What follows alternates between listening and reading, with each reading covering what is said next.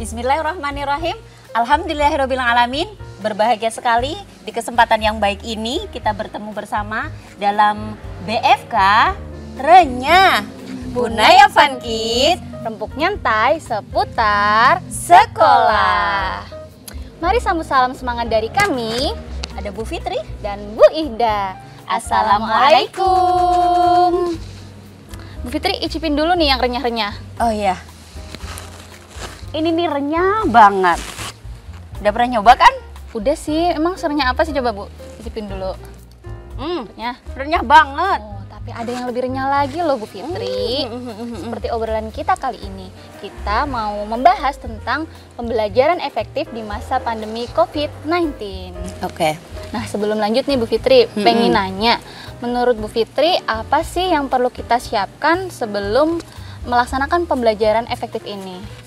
Ya, kalau ngomongin pembelajaran ya, kita semuanya tahu lah. Kalau pembelajaran itu nggak bisa lepas nih dari guru, dari anak didik, dan juga orang tua. Ini nggak bisa lepas. Nah, kalau udah ada 3 potensi yang besar ini nih terpenuhi semuanya, guru tuh punya tanggung jawab yang mendasar banget itu, karena guru mesti menginformasikan bagaimana proses pembelajaran itu harus dilakukan di masa-masa pandemi ini. Karena tahu sendiri ya, ngomongin orang tua dalam masa pandemi ini kan punya amanah yang luar biasa, gitu. Dimana orang tua yang biasanya kan kalau dari bangun tidur anak nih gitu kan, dari bangun tidur anak dia nyiapin anak mandi lah gitu kan ya, dari bangun tidurnya si anak dikondisikan dengan senang, bahagia gitu. Setelah itu nyiapin seragamnya, mengantarkan anak ke sekolah gitu kan. Setelah itu menunggu gimana dijemput gitu, dan pastinya ketika setelah dijemput ada diskusi-diskusi yang menyenangkan tuh, gimana mas tadi di sekolahan kan gitu ya. Nah sekarang ini ada karunia Allah yang lebih tuh diberikan sama seorang ibu, satu nikmat yang sangat luar biasa. Kalau menurut Bida nih, satu nikmat luar biasanya itu apa aja ya kira-kira? Dari dulu memang seorang ibu itu sudah diberikan nikmat yang luar biasa Bu Fitri. Tapi di masa pandemi ini tentu punya tambahan tugas lagi ya sebagai partner guru sepertinya Bu Fitri. Oh iya ya. Nih kalau ngomongin partner ya, karena kan orang tua tuh itu tadi ya biasanya di rumah hanya cuman nganter jemput gitu. Sekarang orang tua yang harus jadi teman sejatinya guru gitu. Iya. Melaporkan apa kegiatan anak di rumah, melaporkan dari kegiatan main tuh. Karena ngomongin tentang pembelajaran untuk anak usia dini secara jelas dan nyata nih, bahwa anak belajar itu ya bermain. Karena bermainnya anak itu adalah belajar. Kan gitu, ini yang perlu digarisbawain teman-teman. Sekali lagi perlu ditandaskan banget nih, kalau anak bermain, disitulah anak sedang belajar. Jadi kalau kita menghargai bagaimana anak itu manjat-manjat kursi gitu ya, idenya kan sangat kreatif tuh, macam-macam kan ya di rumah ya, banyak sekali bisa buat main, bisa jadi tuh bantal guling dilempar-lempar gitu kan ya, atau dijadikan boneka dan robot. Ya mereka punya ide yang banyak. Di sini nih sebenarnya letak bermainnya anak. Nah kalau udah kita ngomongin tentang pembelajaran yang sesungguhnya, bermain di sini bisa diterima oleh seorang ibu, proses ini bisa ditransfer sepenuhnya. Bagaimana komunikasi yang tadinya di sekolah antara guru sama anak udah kebentuk, mampu dilakukan oleh orang tua. Ini yang menjadi PR awal ya, PR dasar. Dan hal ini kayaknya nggak bisa deh kalau hanya cuman sekedar menginformasikan, minta tolong ya Bu, kalau nanti di rumah tolong anak itu diajarin begini-begini, kayaknya nggak bisa. Padahal perlu satu tahapan. Kalau mau sukses kita tentunya ya perlu melihat nih latar belakang orang tua itu latar belakangnya apa aja. Nah kalau dari latar belakang orang tua kita sudah tahu, kita akan memetakan bagaimana kita akan membuat satu kelompok gitu ya, orang tua dikelompokkan untuk lebih efektif nih, kalau mau lebih efektif, kalau secara standar sih udah kumpulin aja semuanya gitu kan. Setelah dikumpulin, kita sampaikan ini loh programnya sekolah kita gini. Tapi kayaknya itu akan lebih efektif lagi kalau kita mampu nih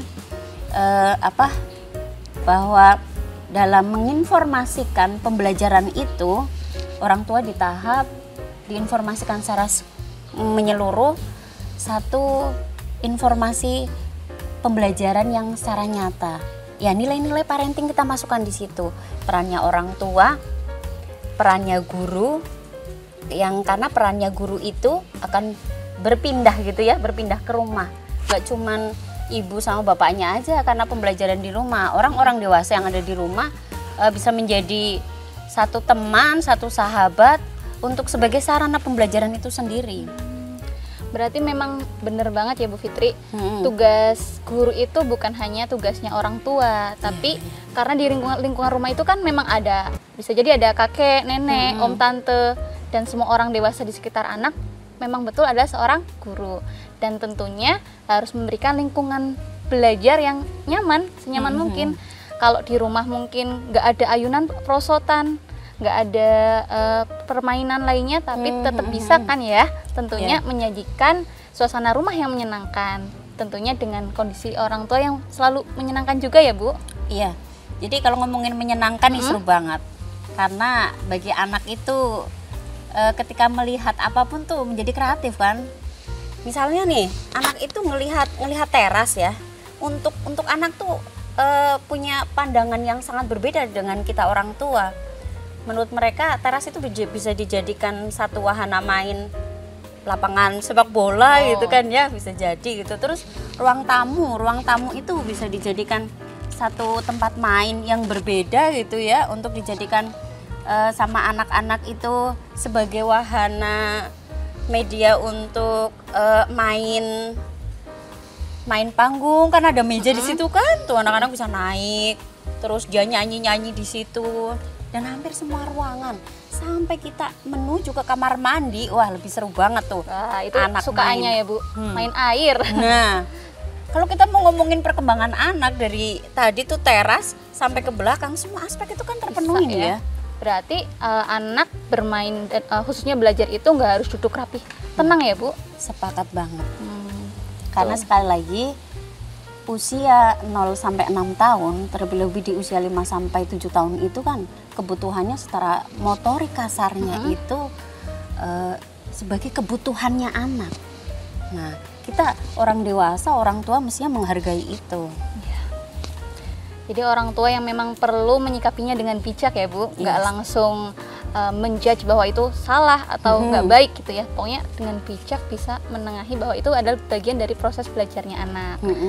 Oke, selanjutnya Bu Fitri, kan tadi udah ngomongin ke siapa nih. Berarti kan guru, anak, dan orang tua tentunya harus saling berkoordinasi secara terus-menerus ya, biar proses pembelajaran yang khususnya di masa pandemi ini tuh bisa tetap berjalan lancar walaupun kita nggak bisa ketemu langsung. Nah, kan di Bunaya Fun Kids ini sendiri kan sudah melakukan proses pembelajaran yang secara daring lah bahasanya, itu kurang lebih 8 bulan. Iya. Tentunya kan selama proses yang lama itu muncullah kejenuhan kan yang terjadi, entah itu sebagai di diri kita seorang guru, anak, atau tentu saja orang tua. Nah, menurut Bu Fitri, apa aja sih yang udah kita lakuin nih sebagai seorang guru untuk menyikapi hal yang seperti itu gitu? Iya, kita sudah melakukan beberapa pendekatan gitu ya dalam proses pembelajaran kita. Bagaimana kita melayani, karena kita memang sebuah lembaga begitu ya. Apalagi kita posisinya sebagai guru. Sebagai guru itu mengajak orang tua untuk bisa berkomunikasi secara efektif. Jadi kita lebih menginformasikan gitu ya, menginformasikan bukan untuk ke anak itu, bukan seperti menyuruh gitu. Nah, ini yang bareng-bareng ya mestinya harus diingat gitu ya. Kayaknya kalau guru tuh nyaman gitu ya ketika ngajakin murid, nggak ada permasalahan. Sebenarnya kata kuncinya sih kalau guru itu lebih banyak mengajak ibu-ibu.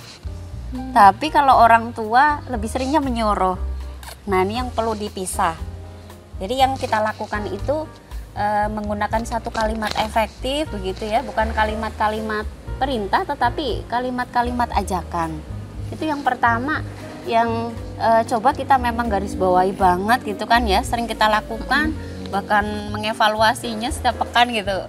Biar bu gurunya tambah pinter gitu ya untuk ngomong baik secara langsung gitu kan. Nah, selain itu juga kita tahu persis kalau dengan kondisi yang seperti ini, bahwa kesiapan orang tua dan kesiapan anak akan menjadi sebuah evaluasi, di mana yang sudah kita siapkan ketika guru itu memang mampu dalam sisi IT-nya misalkan. Karena di masa pandemi ini, IT itu nomor 1 gitu ya. Bagaimana guru tuh mampu membuat grup di WA gitu, mampu mengoperasikan dengan sistem komunikasi efektif lewat Zoom, lewat Google Meet gitu. Selain itu juga banyak program yang lainnya yang memang dioptimalkan. Yang sementara ini kita lakukan beberapa programnya itu. Nah, tadi kan udah nih ya ngomongin soal, berarti itu tadi ya, kita terus menjalin komunikasi ke orang tua. Dan seperti yang sudah kita lakukan, kita kan setiap pekan punya rencana pembelajaran ya Bu, yang kita bagikan ke orang tua. Dan di situ sudah tercantum kalimat-kalimat terbuka yang memang kita fungsinya kan pengen berbagi ya Bu, supaya bahasa yang biasa kita sampaikan di sekolah memang bisa sama-sama diterapkan di rumah. Itu ya tadi. Dan ngomongin soal pembelajaran yang efektif, sebetulnya kita juga ada banyak hal ya, seperti membuat video pembelajaran kan ya Bu. Nah, kalau menurut saya nih ya, sebagai seorang guru kelas, kan kalau di video pembelajaran itu memang ada PR lah buat bu guru supaya lebih kreatif lagi, karena biasanya kan kalau bertatap muka dengan anak, kita ya secara spontanitas, ngobrol langsung, terus belajar bareng. Kalau di video itu kan pasti ada sesuatu yang nggak nyata kan, iya, bener tuh. Anaknya jauh, jadi kita mengekspresikannya kadang bingung juga. Tapi di situ kita harus berperan memang mentransfer ilmu kan, lalu bentuknya lewat media gitu. Nah, video itu diharapkan bisa menjadi wadah sih buat ibaratnya temu kangen secara online ya, walaupun ngelihat bu gurunya lewat video tapi tetap bisa bersemangat belajar dari rumah. Dan itu juga tantangan tersendiri buat barangkali buat ayah bundanya, karena dalam ketika kita sudah transfer kegiatan pembelajaran melalui video, tentu ketika di rumah kita nggak bisa tuh secara langsung memberikan hak itu kepada anak loh buat nonton sendiri. Tentu kan perlu pendampingan ya dari ayah bunda. Dan itu juga yang sering kita komunikasikan ke orang tua, bahwa fungsinya video pembelajaran yang kita buat itu sebagai fasilitas ya, bukan media sepenuhnya supaya anak tuh belajar mandiri. Iya, jadi ingat juga ya, itu kan ada pengantarnya dari kita dulu gitu kan. Terus poin-poin apa aja sih nanti dalam video itu yang perlu dikuatkan kembali orang tua gitu ya. Dan nanti terakhirnya komunikasi efektif, beberapa pertanyaan yang coba dimunculkan oleh orang tua juga kita udah dicantumin di situ kan. Iya. Misalnya aja kalau habis ada video pembelajaran, kita mengajak ayah bunda buat mengumpulkan perlengkapan bersama, terus bermain bersama, dan itu fungsinya memang untuk bisa dilakukan bukan hanya anak tapi bisa bersama-sama orang tua. Gitu. Walaupun kita akui ya, kalau ngomongin video tadi ya udah digarisbawahin ada beberapa kekurangannya, namun kita juga melengkapinya ketika video yang sudah kita share itu ternyata nggak nyaman, karena ada beberapa anak nih ada ketergantungan dengan gadget, dengan HP begitu kan. Kita juga saranin beberapa poin-poin yang lain, bisa menggunakan kita kirimkan ya file materi begitu kan ya secara tertulis begitu. Jadi kita benar-benar melayani bagaimana pembelajaran itu bisa dilakukan di rumah ya, sesuai dengan kondisinya anak ya Bu. Jadi nggak memaksakan harus nonton video ya. Jadi pasti ibunya atau ayahnya cerita langsung juga bisa. Dan bukan menjadi patokan ketika kita mengirimkan media pembelajaran itu harus dilakukan, karena kita semuanya pasti menyerahkan segala proses pembelajaran itu kembali ke orang tua kan, senyaman orang tua, dan tentunya waktunya fleksibel. Betul kan Bu Fitri? Betul sekali. Ya, belum lagi kalau kita mau berpikir ini nih, bahwa video itu layaknya untuk anak usia berapa tahun, pasnya durasinya berapa menit gitu ya. Ini kan perlu diperhatikan juga nih. Ya. Nah, kalau udah ngomongin gitu, ada yang berharap orang tua itu bahwa yang namanya video jangan lama-lama lah Bu, nggak nyaman buat anak untuk nonton. Ada yang bilang nggak sehat lah, menyiapkan anak untuk seneng ke HP lah. Nah, di sini nih perlu diperhatikan juga. Dan sekali lagi kita sudah membuatnya dengan beberapa informasi yang itu bisa diterima nih oleh orang tua. Baik dari secara catatan dari guru gitu ya yang bisa dipelajari orang tua. Jadi orang tua itu bisa menjelaskan melalui beberapa gambar yang sudah dikirimkan gitu ya. Materinya ada, gambarnya ada. Nah, nanti orang tua tinggal menceritakan di situ. Nah, dari sini sudah bisa membuat bagaimana anak itu terangsang dengan satu tulisan-tulisan, angka-angka huruf yang sangat nyata dan tepat untuk semua usia sih, gitu kan? Lebih nyaman ya Bu, Ya, lebih ramah alhamdulillah anak sudah gitu ya. kita lakukan itu ya. Alhamdulillah. Dan selain itu kita juga alhamdulillah sudah memanfaatkan WhatsApp kan, ada WhatsApp group, terus yang biasa kita lakukan juga ada video call group. Iya. Baik grup maupun secara sendiri-sendiri. Terus ada juga voice note. Nah, ngomongin tentang video call, sebenarnya itu hal yang paling mudah yang dekat dengan kita kan. Ada medianya, terus anak-anak juga bisa secara berkelompok saling berinteraksi. Dan itu juga kalau yang salah satu hal yang dinantikan sih Bu Fitri sama anak-anak buat bisa bertemu teman-temannya walaupun cuma lewat video call. Dan di sisi yang lain juga ada voice note nih dari bu guru yang isinya itu bisa menjelaskan tentang kegiatan yang akan dilakukan, motivasi, dan tentunya kita bisa mengapresiasi anak melalui voice note. Jadi kalau ada orang tua yang melaporkan kegiatan anak-anaknya di rumah, kita tuh biasanya voice note mengapresiasi anak dengan doa, dengan kalimat pujian, dan supaya nantinya bisa tambah semangat lagi ikut kegiatan. Ya, kalau ngomongin voice note nih, ada satu hal yang bisa dijadikan keberuntungan gitu ya. Apa keberuntungan untuk usia-usia awal gitu. Oh, Kan gini, karena kalau untuk usia-usia awal voice note itu mau nggak mau harus keluar suaranya kan. Iya. Nah, secara nggak langsung voice note itu ya memang melatih anak untuk ngomong kan. Nah, Iya. ini pas banget nih kalau kayak untuk kelompok bermain gitu ya, langsung belajar menyusun kalimat, menyusun huruf gitu, ya menyusun kata maksudnya. Berlatih komunikasi efektif gitu kan, dari bu gurunya menyapa gitu, dari yang biasanya assalamualaikum Mbak Zoya misalkan gitu, langsung dijawab gitu kan, kirim lagi gitu. Nah, ini nih melatih secara langsung bagaimana anak tuh kaya dengan kosakata. jadi dengan media teknologi informasi dan komunikasi yang kita berikan itu bisa kita lakukan banyak hal ya Bu, tentunya dengan cara bijak yang ramah dengan anak. Nah, itu tadi ya obrolan kita tentang pembelajaran efektif di masa pandemi. Harapannya Bu Fitri sendiri apa nih di masa pandemi ini yang kita belum tahu endingnya sampai kapan? Ya, pastinya kondisi apapun saat ini adalah kondisi yang terbaik buat kita. Gimana kondisi ini mampu merubah kita untuk lebih berkreatif, mampu memberikan yang terbaik untuk siapapun, kapanpun, dan dimanapun. Dan kita senantiasa berupaya buat teman, buat keluarga, dan buat masyarakat. Kita senantiasa melakukan proses pembelajaran yang akan senantiasa kita evaluasi terus dan terus. Dan yang pastinya, mari sama-sama semangat untuk belajar. Ya. Dan salam semangat juga buat semua guru di seluruh Indonesia karena ini adalah hal yang luar biasa juga buat kita ya Bu. Iya. Bukan hanya guru, orang tua, pokoknya semuanya mengalami. Jadi semuanya jangan lupa untuk terus bersyukur dan bahagia. Pasti. Ya, insya Allah dengan bahagia semuanya bisa kita lewati dengan baik ya Bu. Bismillah.